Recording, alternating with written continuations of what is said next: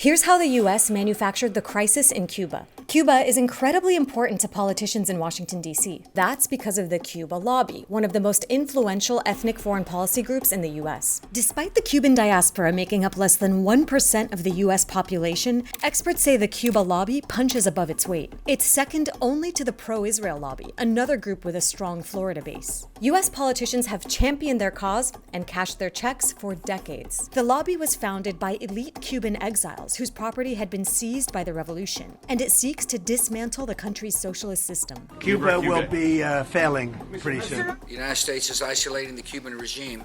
Cuba see, Castro no.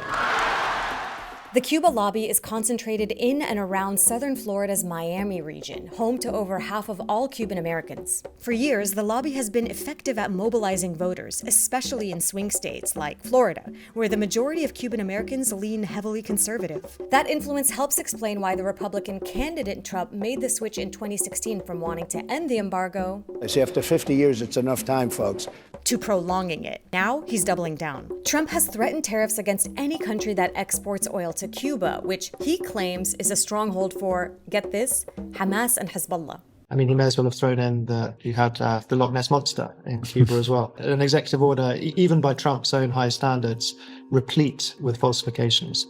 Historically, the Cuba lobby has had access to the highest level of US politics, allowing it to exert influence directly on decision makers. Take Marco Rubio, a Cuban-American champion of US intervention. He's currently Trump's Secretary of State and is leading the government's latest squeeze. We would like to see the regime there change. Even before Trump's decree, Cubans faced daily blackouts, food scarcity, and a critical shortage of medicine as a result of the US embargo. You can trace that story back to 1952, when Fulgencio Batista ran a failing presidential campaign and launched a military coup instead. The US supported Batista by recognizing his brutal and repressive government. Fidel Castro came to power in 1959 after a revolution ousted Batista. Thousands of Batista's loyalists fled the country for the US, and many landed just 145 kilometers away in Florida. Primarily upper class and wealthy, many of the people who first immigrated were established professionals like business leaders, doctors, and lawyers. Castro executed or jailed many Batista loyalists who remained. At that point, US businesses dominated Cuba, controlling 80% of Cuban utilities and about 40% of its sugar production. Castro nationalized all of it. US politicians decided to punish the country through its people, cutting off resources in hopes that it would provoke a revolt. But that didn't happen, so they kept squeezing.